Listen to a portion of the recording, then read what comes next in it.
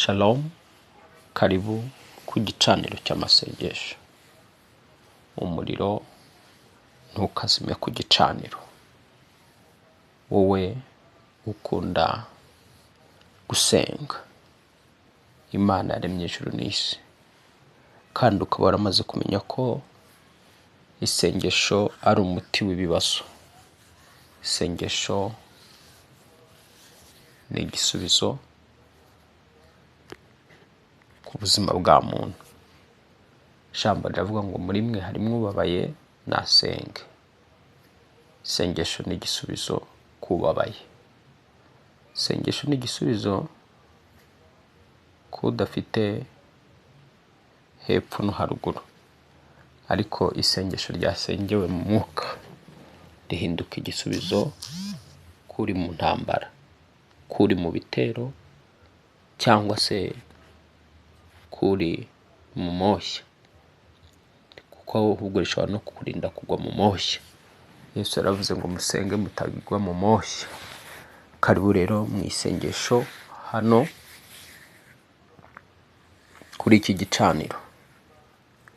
Mbere yuko dutangira gusenga, ubaye utarakanda subscribe, uyikande kugira ngo tujye tubana kuri iki gicaniro cy'amasengesho. Bizakugirira umumaro n'abagukomokaho. Ubibira mu mubiri azasobanurwa kubora, ubibira mu mwuka, muri uwo mwuka azasarura ubugingo. Aha rero naho tubibira mu mwuka, tukabiba imbuto z'amasengesho mu mwuka, tukongera tugasarura ibyiza. Imana ikugirire neza. Tuje gusenga. Isengesho ry'uno munsi ni ryo gukupakupa abadafite umubiri n'amaraso baturwanya. Abadafite umubiri n'amaraso baturwanya, kuwafyeka wasiwo na mwili na damu. Gukupakupa abadafite umubiri n'amaraso bakurwanya.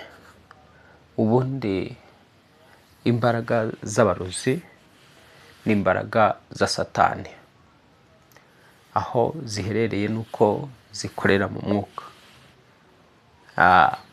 zikaba zidafite amaraso n'umubiri. Ukaba ugundagurana n'ibyo utabona bidafite amaraso n'umubiri, ariko ibyo bidafite amaraso n'umubiri birakubona, wowe ntubibona. Ariko nubwo abo badafite umubiri, abo badafite amaraso bakurwanya, bavumiwe kuguhunga no kugutinya, kuri wowe wubaha Imana, kuri wowe wakijijwe, kuri wowe wakiriye umwami Yesu Kristo mu bugingo bwawe, kuri wowe wamenye Imana. Abo bavumiwe kuguhunga, abo badafite umubiri n'amaraso. Icyo usabwa gusa ko wamaze kwakira umwami Yesu Kristo mu bugingo bwe, agatanga ubugingo bwe ku Mana. Icyo asabwa gusa ni ukuba maso no kwambara imbaraga no gusenga. Ubundi iyo wambaye imbaraga z'umwuka ugasenga, Uwiteka arakuneshereza.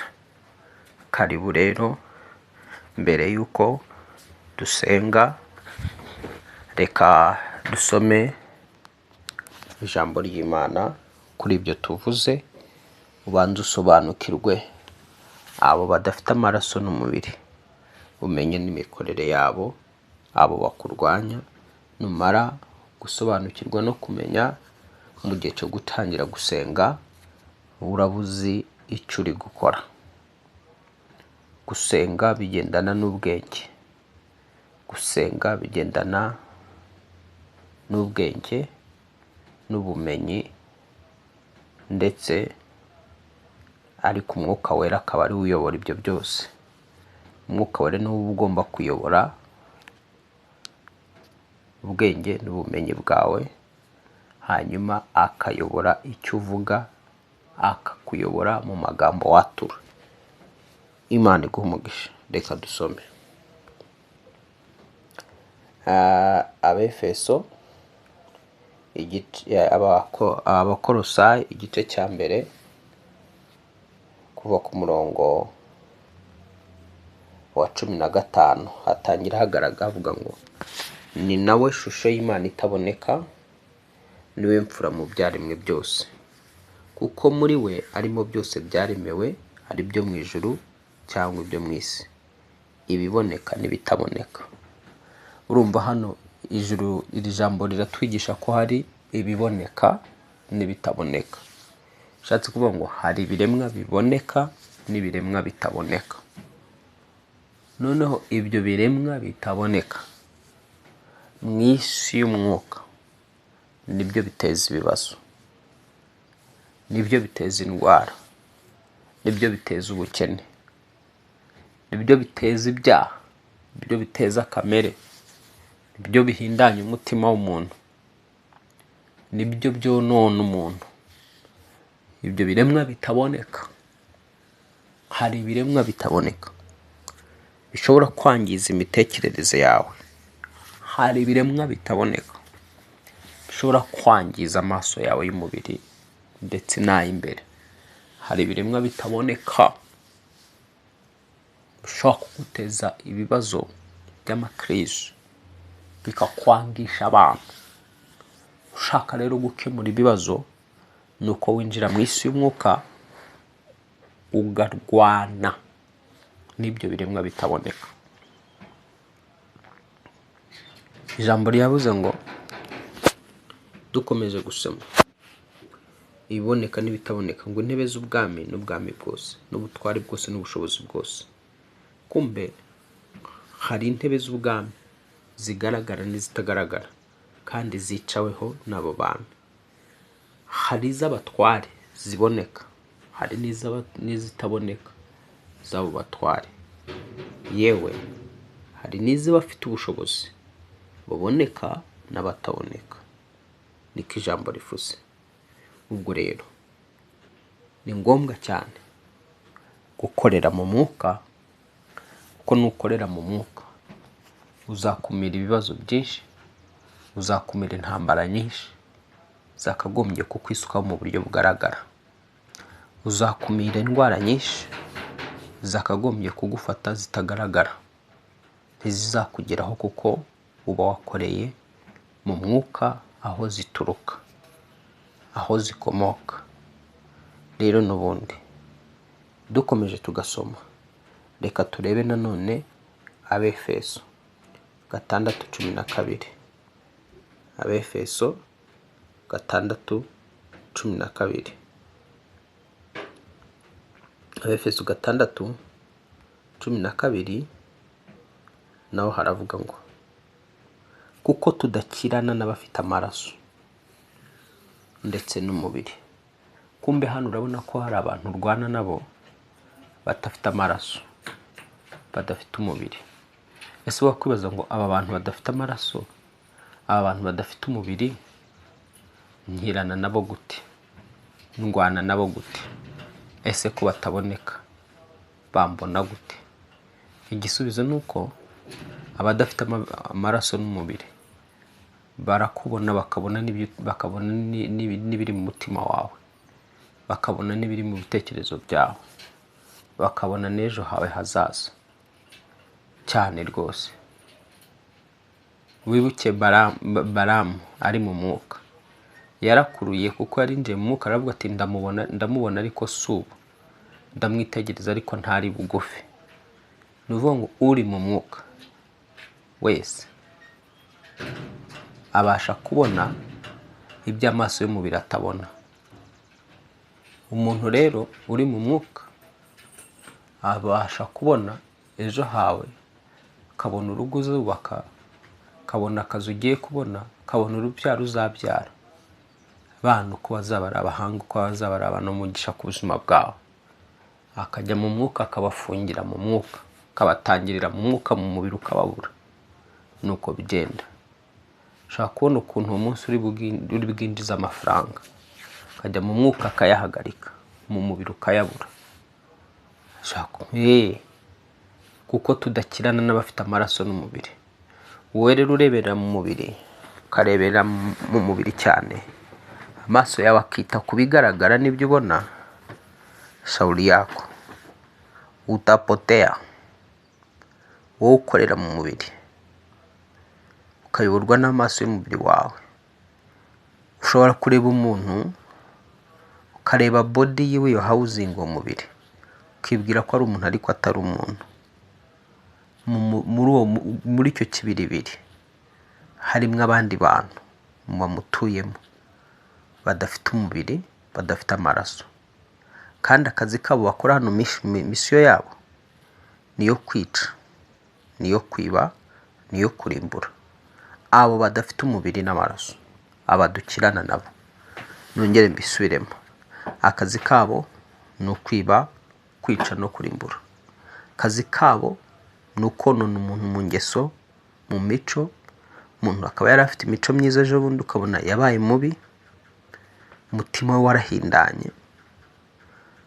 Akazi kabo bakwinjiyemo utagiraga ishyari, uzatangira kwisanga ufite ishyari ryinshi, baguhindura uhinduka umurozi. Aba badafite amaraso n'umubiri bakwinjiyemo, Pawulo yavuze dukirana nabo. Iyo bakwinjiyemo utekereza nabi, ugambirira nabi. Ibyo watinyaga gukora bibi, utinyuka kubikora, ndetse ukiga gukora n'ibindi bibi birengeje iby'abandi. Kuko aba badafite amaraso n'umubiri, baba bashaka amaraso cyane, baba bashaka umubiri. Amahoro yabo ni ukuba mu maraso no kuyanywa. Amahoro yabo ni ukuba mu mubiri w'umuntu, bakawuturamo, batawuriye bakazajya barya baririye muri we. Aba badafite umubiri n'amaraso tugiye kubakupakupa, tugiye kubirukana ku buzima bwawe n'ubuzima bwanjye. Ibi biremwa bitaboneka tugiye kubyirukana bive ku buzima bwawe. Yes, ibiremwa bitaboneka bigira ububasha n'imbaraga zikomeye kuruta mu ikiremwa cyambaye umubiri kidafite Yesu Kristo, kidafite n'umwuka wa Kristo.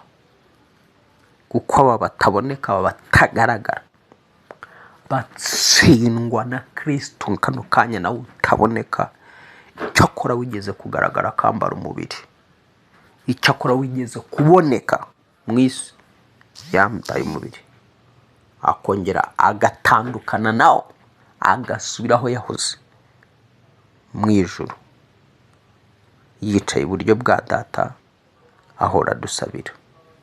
Tugiye gusenga rero, twirukana aba badafite amaraso n'umubiri. Aba ngabo ukirana nabo, ijambo riravuze ngo kuko tudakirana n'abafite amaraso n'umubiri. Urumva nta maraso bagira, nta mubiri bagira, ngo ahubwo dukirana n'abatware. Kumbe urabona ko ari n'abatware bahawe gutwara uturere, bahawe gutwara imidugudu, bahawe gutwara intara, bahawe gutwara ibihugu.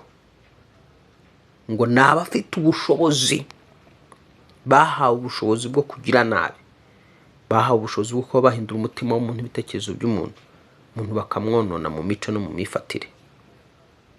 Ngo ni abategeka y'isi y'umwijima. Abo rero banategeka iki? Ni abategeka, bategeka isi y'umwijima. Ruvuga ngo bashobora gutegeka ibyago bikava iyo mu isi y'umwijima bikakugeraho utabaye maso. Bashobora gutegeka, bategeka ibibazo bikava habyo bakoresheje ubukonikoni bwabo, bakoresheje uburozi bwabo. Barategeka bakaba baguteza crise, barategeka bakoresheje uburozi bwabo bakaba baguparariza, bakaba baguteza indwara, bakaba bagutandukanya n'uwawe, bakaba bakuvana mu kazi, bakaba bakwangisha abantu bakoresheje uburozi bwabo. Aba badafite umubiri n'amaraso, aba badafite umubiri n'amaraso rero turimo turareba, dukomeje tugasoma, hakavuga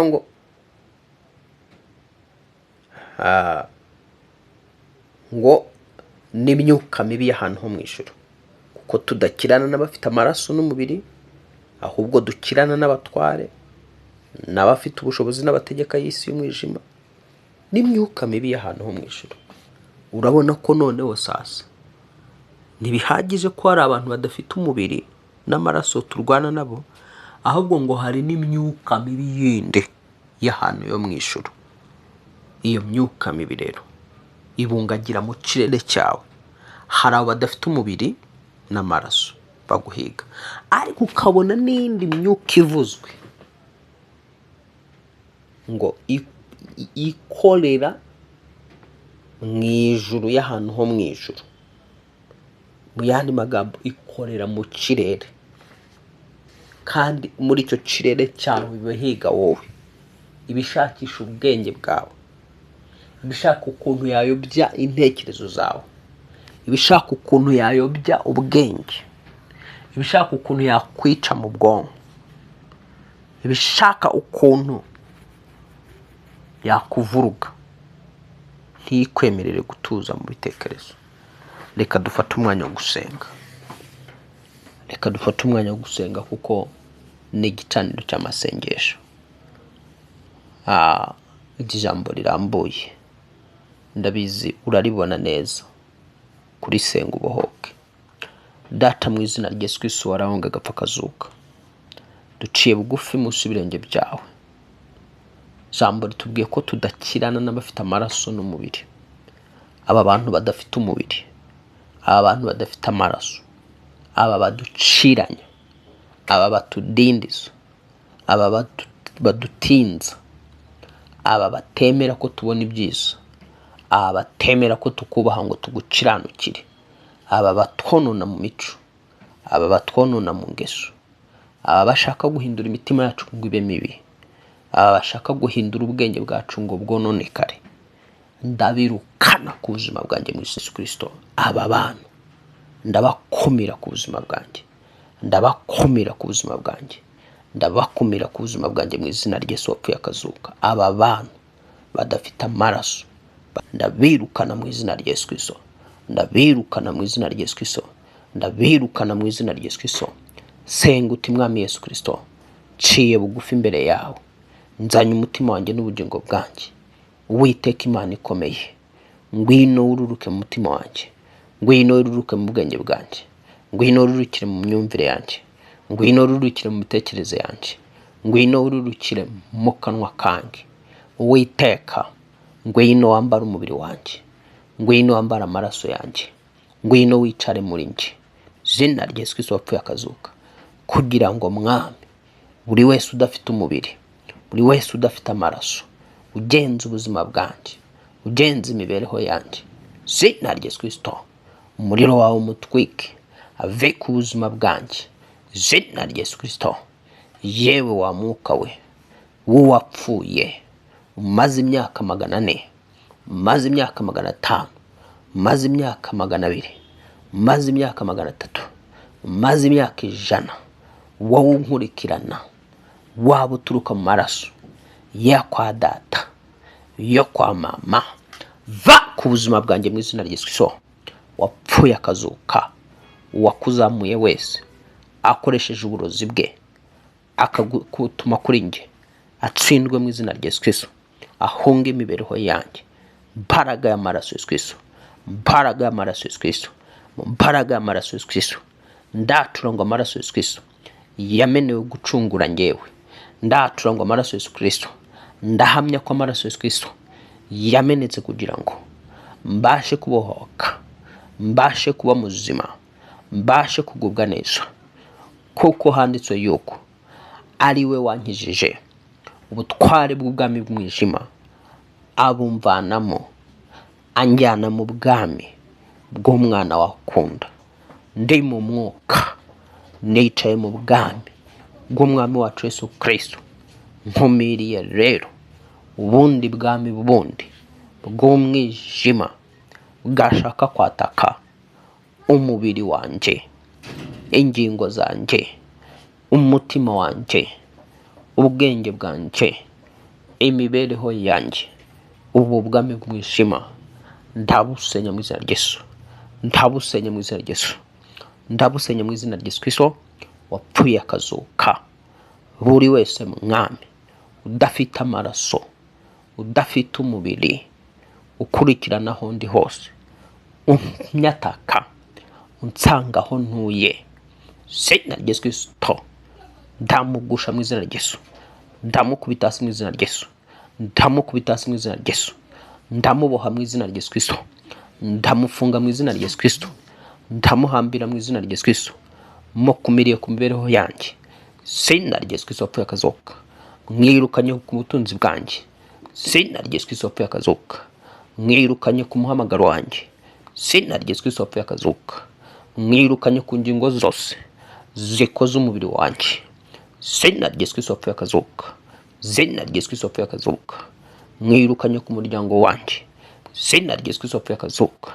Yewe wa mwuka we udafite umubiri, udafite amaraso, unshakisha uko bukeye, unshakisha uko bwije, nta sezerano mfitanye nawe, ndakuvuma mu izina rya Yesu Kristo. Nta mushyikirano mfitanye nawe. Genda mu izina rya Yesu. Genda mu izina rya Yesu Kristo. Genda mu izina rya Yesu. Va ku buzima bwanjye mu izina rya Yesu Kristo. Va ku mibereho yanjye mu izina rya Yesu Kristo. Va mu buzima bwanjye wa jina la Yesu Kristo. Wowe udafite umubiri, wowe udafite amaraso, wowe ntera kirize, wowe ntera ubukene, wowe ntera kwangwa, wowe ntera gutabwa, ndakuvuma mu izina rya Yesu Kristo. Ndakuvuma mu izina rya Yesu Kristo. Ndakuvuma mu izina rya Yesu Kristo. Umuriro w'Imana ugutwike, imbaraga za Yesu zigutwike kwa jina la Yesu Kristo. Kwa jina la Yesu Kristo wapfuye akazuka, yitangiye ubugingo bwanjye, yitangiye kubaho kwanjye. Mwami w'abami Yesu Kristo uringa binkingira ibiremwa byose bitaboneka, byaciriweho iteka, byavumwe, bizerera ku isi, bigamije kwica, bigamije kurimbura, bigamije kugira nabi. Ni wowe nkingira imizimu, amajini, imyuka y'abarozi ndetse n'amadayimoni. Aka kanya buri badayimoni bose badafite umubiri, badafite amaraso, bashaka amaraso yanjye, bavimwe mu izina rya Yesu Kristo. Batsindwe butazangarukaho kundi mu izina rya Yesu Kristo. Batsindwe butazangarukaho kundi mu izina rya Yesu Kristo. Buri muzimu wese wangenzaga uvimwe, utsindwe, ucibwemo ibice. Ndagukupakupa ku buzima bwanjye mu izina rya Yesu Kristo. Yewe wa muzimu we, ndagukupakupa ku buzima bwanjye mu izina rya Yesu Kristo. Mu izina rya Yesu ndagukupakupa kwa jina Yesu. Ndagukupakupa, ndagukupakupa, ndagukupakupa, ndagukupakupa kwa jina Yesu. Ndagutemagura mwuka we, ndagutemagura muzimu we, ntukagaruke ukundi ku buzima bwanjye mu izina rya Yesu Kristo wapfuye akazuka. Ndatura ngo buri mwuka wese w'umurozi udafite amaraso, udafite umubiri, wamurozwe, udafite amaraso, udafite umubiri, uza hundi unyataka, ukanyatakana indwara, ubukene, inzara, igisuzuguriro, gutabwa, icyangiro ndetse n'ibyaha uba ushaka kungushamo. Ye wamurozwe, ye wa mwuka w'umurozi udafite umubiri, udafite amaraso, wa imbere yanjye mu izina rya Yesu Kristo. Fa kwa jina la Yesu Kristo. Handitse yuko Uwiteka azatanga ingabo nyinshi zigapfa ku bwanjye. Nawe uri ingabo ya Satani ipfuye ku bwanjye wamurozwe, pfuye ku bwanjye wamurozwe. Ntuzagaruka ukundi ku buzima bwanjye mu izina rya Yesu. Ntuzagaruka ukundi ku mibereho yanjye mu izina rya Yesu Kristo. Kuko handitse yuko umurozikazi umupfumu umushitsikazi ntibakabure kwicwa, kandi urubanza rw'amaraso yawe rurabe kuri mwe. yewe wa mwuka we udafite amaraso, udafite umubiri, waje uri umurozi, murozi w'umugabo, murozi w'umusaza, murozi w'umugore, murozi w'umukobwa, murozi w'umuhungu, umwana muto, uri we wese waje zina ry'Yesu, mwaza muri benshi cyangwa uri umwe, uri we wese waza uri kumwe n'imyuka itagaragara yo mu kirere, vimwa n'iyo myuka yawe. Marayika uteka abagenzi n'iyo myuka yawe waje gushoreye, buri w'Imana ugutwike, buri w'Imana ugukongore, wonterana n'imizimu, wonterana n'amajini, buri w'Imana uvuye mu ijuru batwike mu izina ry'Yesu. Uko Eliya yavuze ngo niba ndi umuntu w'Imana, umuriro wo mu ijuru manuke batwike, ako kanya umuriro ukamanuka ugatwika ingabo zose 50 zari zije kumufata. Nanjye niba ndi umwana w'Imana wavutse ubwa kabiri muri Yesu Kristo, nkaba nizera Yesu Kristo, by'ukuri umuriro w'Imana numanuka uvuye mu ijuru utwika imyuka abarozi, utwika abadafite amaraso, utwika abadafite umubiri, utwika ababangenzaga. Zina ry'Yesu bagwa imbere yanjye, ntibazongere kugaruka ukundi ku buzima bwanjye. Zina ry'Yesu, zina ry'Yesu, zina ry'Yesu, mu mbaraga y'amaraso ya Yesu Kristo, mu mbaraga y'amaraso ya Yesu Kristo, ndatura ko mbohotse, ndatura ko abanzi banjye bagoye imbere yanjye, kuko handitswe yuko Uwiteka azohereza igitinyiro ciwe kikanje imbere, kikirukana abo nzagiramo bose, kandi akamenesha ababisha banjye bose. Aka kanya ndatura kumeneshwa ko ababisha banjye bose baturukaga iburyo, baturukaga ibumoso, abaturukaga inyuma, abaturukaga imbere, mu izina ry'Yesu murameneshejwe mwese, mu izina ry'Yesu murameneshejwe mwese, mu izina ry'Yesu, zina ry'Yesu murameneshejwe mwese, zina ry'Yesu murameneshejwe mwese, zina ry'Yesu wabambwe agapfa kazuka. Urakoze Mwami ko ababisha banjye baneshejwe, kandi bakaba bameneshejwe ku manywa y'ihangu. Izina ry'Yesu, ijambo ryawe Mwami rivuga yuko nta ntwaro bacuriye kundwanya izagira ikintwara. Izina ry'Yesu, kandi Mwami ba gutegekwa kwa 2 murongo wa 28 n'igice cya 7, igice cya 28 n'umurongo wa 7 handitswe yuko Uwiteka azatuma ababisha banjye bampagurukiye banesherezwa imbere yanjye, bazaca mu nzira imwe bansanganiye, bampunge baciye mu nzira 7. Zina ry'Yesu handitswe yuko Uwiteka Imana nsenga, Imana nkorera, Imana nizera, izatuma ababisha banjye bose, zina ry'Yesu, bampagurukiye banesherezwa imbere yanjye, bazaca mu nzira imwe bansanganiye, bampunge baciye mu nzira 7. Zina ry'Yesu, zina ry'Yesu, ndatura ko yuko uhereye umunsi abari bahagurukiye ubukungu bwanjye, abari bahagurukiye iterambere ryanjye, izamukire yanjye, bose banesherejwe imbere yanjye mu izina ry'Yesu, batatanyirijwe zira 7. Zina ry'Yesu, baturuka mu miryango yo mu buryo bw'umubiri. Zina ry'Yesu, batatanyirijwe imbere yanjye. Zina ry'Yesu, wapfuye akazuka, baturukaho ntuye. Zina ry'Yesu, muri karitsiye abo ntazi bandwanya batsindiwe imbere yanjye, batatanyirijwe mu nzira 7. Zina ry'Yesu, wapfuye akazuka, abanyamashyari, indyarya, zimbeshya, zincuka, unyanga wese anesherejwe imbere yanjye. Zina ry'Yesu, unyanga wese atsindiwe imbere yanjye.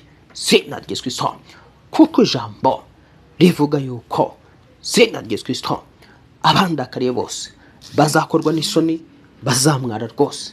Zina ry'Yesu, zopete sekiria holy abadafite rio boredeze kiria rapata sakarababa riyoborereze kiriya. Komeza usenge, hamagara Imana, hamagara imbaraga z'Imana zimenesha ababisha bawe, hamagara imbaraga z'Imana zimenesha iyo myuka idafite amaraso, idafite umubiri. Abo bantu bakubona utababona, umuriro w'Imana ubatwike zina rya Yesu Kristo. Ndavuga bakubona wowe utababona, abo babakubikiriye uko bukeye nuko bwije, abo bakugenza uri baba uryamye bakamenya ngo uraryamye, wajya kwishakira aho ushakisha udufaranga twawe bakaba bagusanzeyo. Umuriro w'Imana batwike. Abakugenda inyuma, abakureberera muri miruwari, umuriro w'Imana batwike. Abakureberera muri televiziyo za kirozi, muri ekara za kirozi, umuriro w'Imana batwike mu izina rya Yesu Kristo. Abakukurikirana mu kirere cyaho utuye, umuriro w'Imana batwike mu izina rya Yesu Kristo. Abakontorora ikirere cyawe, umuriro w'Imana batwike. So petese clear, umuriro w'Imana batwike. Ndarekura umuriro w'Imana kubandwanya bose bo bakoreraga mu kirere cyanjye, batagaragara, bataboneka, batambaye umubiri, badafite amaraso, ariko kandi batangiraga ibisubizo by'amasengesho yanjye. Aka ndatunga umuriro w'Imana batwike kwa jina la Yesu, kwa jina la Yesu Kristo, kwa jina la Yesu Kristo, kwa jina la Yesu Kristo. Wapfuye akazuka. Urakoze Uwiteka kuko uri Imana imbohoye, urakoze Uwiteka kuko uri Imana impaye umugisha, urakoze Uwiteka kuko uri Imana igeze ikindura kwa jina la Yesu Kristo. Ukabumenesheje ababisha banjye n'abanzi banjye bari bampagurukiye zina rya Yesu Kristo, zina rya Yesu Kristo. Bari barahagurukiye akazi kanjye, iterambere ryanjye, abahagurukiye umurimo nkora, abampagurukiye kunziminya, kumanura hasi, kunkoza isoni, kumparabika zina rya Yesu Kristo. Bahagurukijwe n'urwango bamfitiye n'amashyari bamfitiye, bakubise hasi zina rya Yesu Kristo, bakubise hasi zina rya Yesu Kristo. Buri wese umfitiye ishyari, buri wese umfitiye ishyari, uruzundyarya zina rya Yesu Kristo. Buri wese unyanga, uvuga amahoro mu buryo mu kanwa, mu mutima we yatururu mu izina rya Yesu Kristo. Ndatura ngo uyu muntu agwa imbere yanjye, ahunge ubuzima bwanjye kwa jina la Yesu Kristo, kwa jina la Yesu Kristo. Urakoze Mwami kumpaye umugisha, urakoze Mwami kungiriye neza, urakoze Mwami kuntabaye. Amashimwe n'icyubahiro bibi byawe, amashimwe n'icyubahiro bibi byawe. Kuntsindiye ababisha banjye banteraga jina la Yesu Kristo, kuntsindiye abadafite umubiri n'amaraso batezaga, bashaka kunteza indwara, bashaka kunteza ibibazo, bashaka kunteza intambara zitandukanye, abangabagaho ibitero bitandukanye zina rya Yesu Kristo. Abafungaga abantu umumaro kuri nge, arirukanaga abantu umugisha kuri nge, abo bose ndabamenesha umuriro w'Imana batwike ku buzima bwanjye mu izina rya Yesu Kristo. Mugapfa akazuka. Urakoze Mwami, nuhabwa amashimwe, nuhabwa icyubahiro k'uyu muntu utabaye, k'uyu muntu urengeye, k'uyu muntu uhaye igisubizo katika jina la Yesu. Ndabona hari umuntu imyuka yatundagiraga mu mutwe ivuyeho ku buzima bwe, igakwiye ubuzima bwe. Ndabona hari wundi imyuka yari ihagaze mu ruhande rwe rw'iburyo, ikaba imeneshejwe n'iri sengesho. Ndabona hari wundi umwana w'umuntu, imbaraga z'abadayimoni zamureberaga muri miruwari. Izo miruwari baruza arizo bagucungiramo, arizo bakureberamo. Ndabona marayika w'Uwiteka amenaguye izo miruwari wareberwagamo, wakurikiranwagamo utabizi. Hari abakugenzuraga, hari abarebaga ubuzima bwawe, hari ababonaga igihe usinziriye, igihe ugiye kuryama, hanyuma bakaza kukuniga. Abo ngabo Uwiteka arabamenyesheje. Akira kubohoka, akira ubuzima. Imbaraga z'Umwami Yesu Kristo zikora akazi ku buzima bwawe. Batari abangabo bakwatakaga, badafite umubiri, badafite amaraso, abakiniraga mu kirere cyawe, umuriro w'Imana urabatwitse, umuriro w'Imana urabatwitse mu izina rya Yesu Kristo. Urakoze Mwami, tuguhaye amashimwe, tuguhaye icyubahiro kubw'abantu utabaye, kubw'abantu urengeye, mu izina rya Yesu Kristo tukazuka. Amen, amen, amen, amen, amen. Imana iguha umugisha, Imana ikugire neza we twasenganaga.